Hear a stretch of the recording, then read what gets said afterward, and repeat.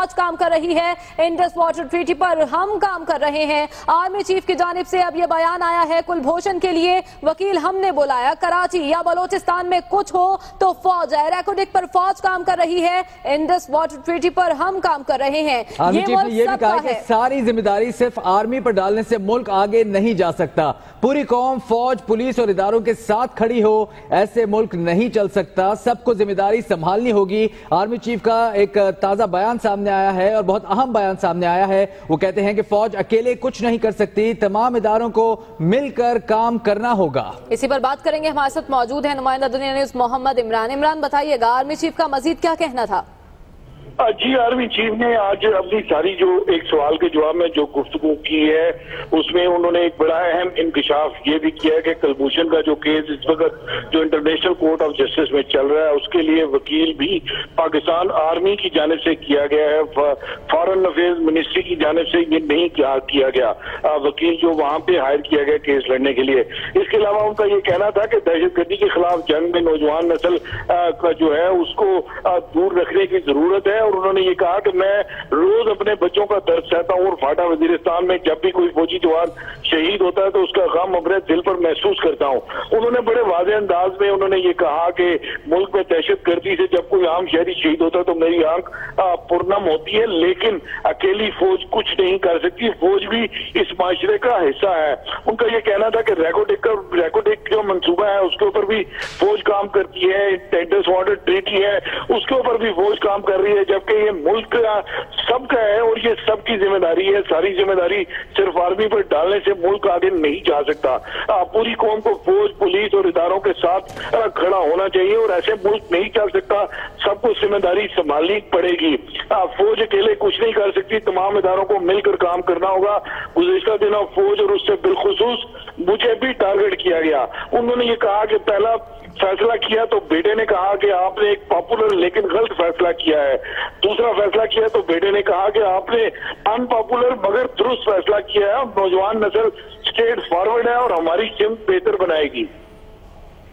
ठीक है, हमारे साथ रहेगा मोहम्मद इमरान। एक अहम बयान आर्मी चीफ का सामने आया है, वो कहते हैं कुलभूषण के लिए वकील हमने बुलाया, कराची या बलोचिस्तान में कुछ हो तो फौज आती है, रेकोडिक पर फौज काम कर रही है, इंडस वाटर ट्रीटी पर भी हम काम कर रहे हैं। ये मुल्क सबका है, सबको जिम्मेदारी लेनी होगी, सारी जिम्मेदारी सिर्फ आर्मी पर डालने से मुल्क आगे नहीं जा सकता। पूरी कौम, फौज, पुलिस और इदारों के साथ खड़ी हो, ऐसे मुल्क नहीं चल सकता, सबको जिम्मेदारी संभालनी होगी।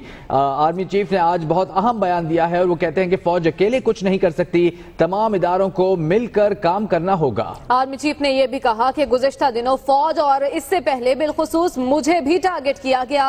पहला फैसला किया तो बेटे ने कहा कि आपने एक पॉपुलर लेकिन गलत फैसला किया है, और जब दूसरा फैसला किया तब बेटे ने कहा कि अब आपने एक पॉपुलर मगर दुरुस्त फैसला किया। आर्मी चीफ का कहना था कि नौजवान नस्ल स्ट्रेट फॉरवर्ड है, हमारी समत बेहतर बना देगी। Army chief general Qamar Javed Bajwa जो एक सेमिनार से खिताब कर रहे थे, इस मौके पर उनका कहना था कि कुलभूषण के लिए भी वकील हमने किया, कराची और बलोचिस्तान में कुछ हो जाए तो वहां भी फौज आती है। इसके अलावा रेकोडिक पर फौज काम कर रही है और इंडस वाटर ट्रीटी पर भी हम ही काम कर रहे हैं। उन्होंने इस बात पर जोर दिया कि ये मुल्क सबका है और सबकी जिम्मेदारी है, सारी जिम्मेदारी सिर्फ आर्मी पर डालने से मुल्क आगे नहीं जा सकता। आर्मी चीफ ने कहा कि पूरी कौम, फौज, पुलिस और इदारों के साथ खड़ी हो, इस जरूरत पर जोर दिया army chief general Qamar Javed Bajwa ने कि पूरी कौम को फौज, पुलिस और इदारों के साथ खड़ा होना होगा। ऐसे में उनका कहना था कि ऐसे मुल्क नहीं चल सकता, सबको अपनी जिम्मेदारी संभालना होगी। उनका कहना था कि फौज अकेले कुछ नहीं कर सकती, तमाम इदारों को मिलकर काम करना होगा। गुज़िश्ता दिनों फौज और इससे पहले बिलखुसूस मुझे टारगेट किया गया। आर्मी चीफ का कहना था कि मेरे बेटे ने कहा कि आपने एक पॉपुलर लेकिन गलत फैसला किया है।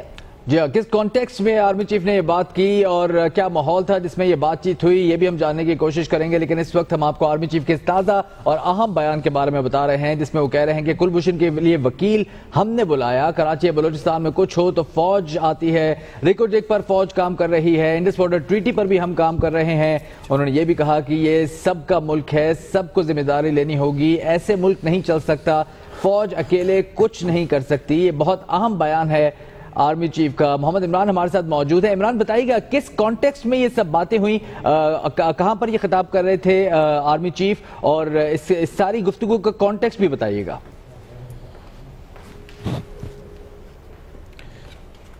محمد عمران سے ہم رابطہ کرنے کی کوشش کریں گے اور ان سے جاننے کی کوشش کریں گے کہ آرمی چیف نے فردر کیا کہا تھا. اور جی ایچ کیو میں ایک سیمینار کا انعقاد کیا گیا ہے جہاں پر نامور صحافی بھی شریک ہیں اور اس موقع پر آرمی چیف نے یہ بیان دیا. اسی پر بات کریں گے. ہمارے ساتھ موجود ہیں جنرل ریٹائرڈ غلام مصطفیٰ صاحب. غلام مصطفیٰ صاحب، آپ کیا کہیں گے آرمی چیف کے اس بیان پر؟ ان کا کہنا ہے کہ ساری ذمہ داری صرف آرمی پر ڈال دینے سے ملک آگے نہیں چڑھ سکتا.